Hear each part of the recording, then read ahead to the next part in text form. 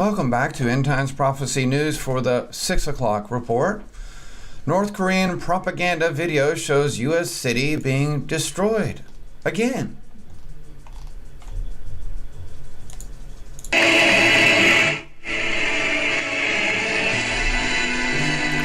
make it a celebration. Well, you have to when you're told to clap, and if you don't clap all the time when you're told, you get shot in the back of the head. That's the way it is. You make it a celebration to kill people. See? You see one of those people not clapping? If they don't clap, they're a dead man after this videotape. You can bet on it. Oh yeah, you can bet on it. Very sick person, Kim Jong-un. And of course, George Herbert Walker Bush is back in the hospital with a mild case of pneumonia. That's all I have to say about that one. Back on to things that are more important. White House press briefing interrupted, and look who did it. You'll like this. Can I just... I think I got this, but... Can I just... I think I got this, but thank you. Maybe. All right, thanks, man. I'll see you in a minute. Hold on. All right, that was cool. All right, that was cool. Watch lighthearted moment with New England Patriots player Rob Gronkowski interrupts press secretary's White House briefing. That was cool. That was more important than listening to George Herbert Walker Bush going back into the hospital. Look what just happened to the professor who said Trump must hang. According to reports, the college professor who tweeted Trump must hang is being forced to take a paid leave of absences. Daily Caller reports the professor who tweeted Trump must hang and that 2 Republicans should be executed for each immigrant deported. 2 Republicans should be executed for each immigrant deported, is taking a paid leave of absence for the rest of the spring semester for some reason.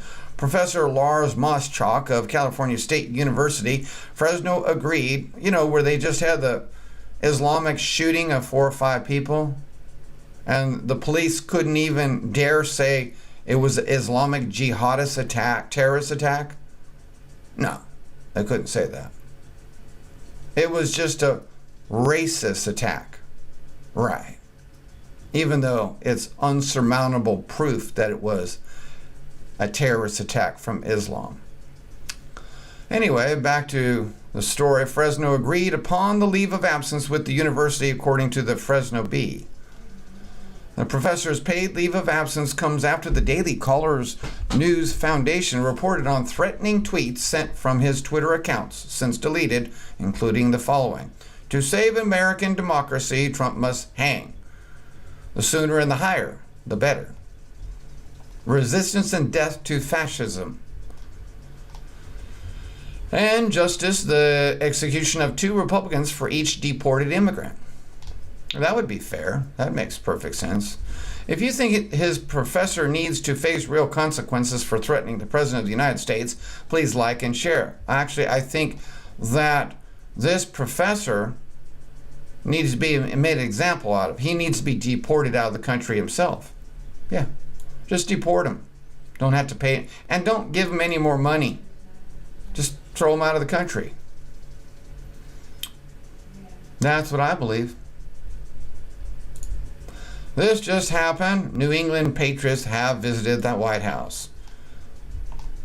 With or without the president's friend, Brady, quarterback.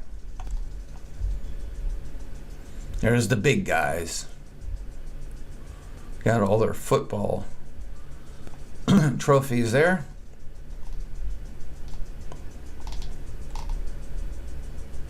We already seen this one. Can I just... I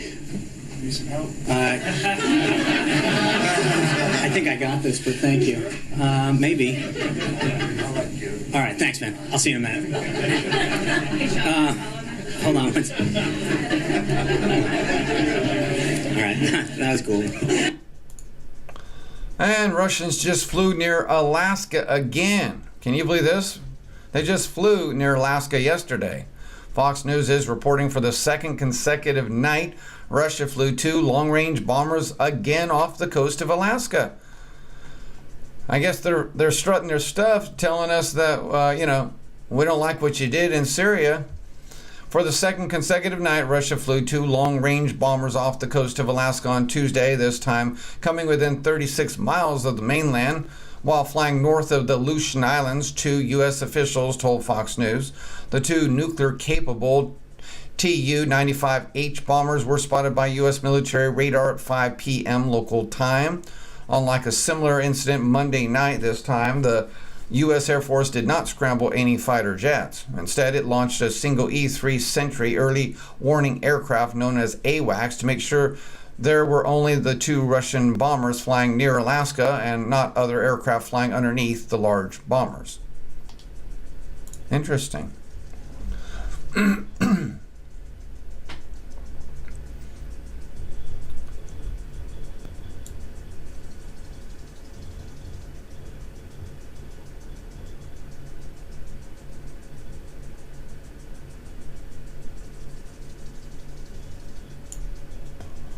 Long wait here. Okay, so this is the one that happened yesterday. So we already seen this one. This is the one that happened Sunday night. For the second consecutive night, it happened. U.S. territorial U.S. territorial waters extend 12 nautical miles from shore. 2 Russian bombers flew within 100 miles of Alaska on Monday night. The Russian bombers took off from air base in Petropavlovsk, Russia, and returned fire 5 hours later to an air base in Anadyrь. Both locations are in eastern Russia, some 1,000 miles away. Last week in Moscow, Secretary of State Rex Tillerson. So interesting, it says U.S. territorial waters extend 12 nautical miles from the shore, but they only came 36 miles of the mainland. So that means they're approximately 24 miles away from the territorial waters of our border. The line of territorial waters of the U.S. versus Russia. Excuse me. Last week in Moscow, Secretary of State Rex Tillerson said U.S.-Russian relations were at a low point during a news conference with Russian Foreign Minister Sergei Lavrov. While Tillerson was in Moscow, a trio of Russian bombers flew near the east coast of Japan, forcing the Japanese military to scramble 14 fighter jets at various times to intercept the bombers. A Russian spy plane traversed Japan's west coast.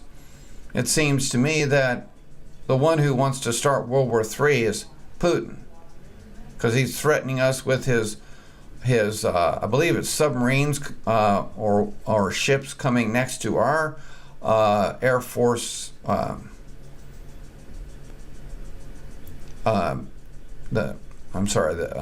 aircraft carriers going to in the waters in the Pacific Ocean to Korean's peninsula.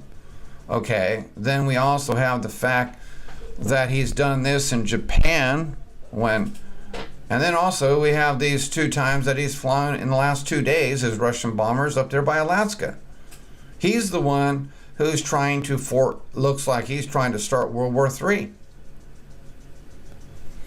I mean, the way to have World War III is to get the 2 biggest powers to go against each other. That is exactly what. But it's not going to happen. It's not in the prophecy. You'll see. Even if you don't believe me, you'll see. Russian President Vladimir Putin called then President Barack Obama to wish him a happy Independence Day while the bombers cruised the California coastline way back in 2015 when he did it at that time. So he flew his bombers within 40 miles and then called President Obama, his buddy. In February, a Russian spy ship sailed up and down the east coast of the U.S. while remaining in international waters.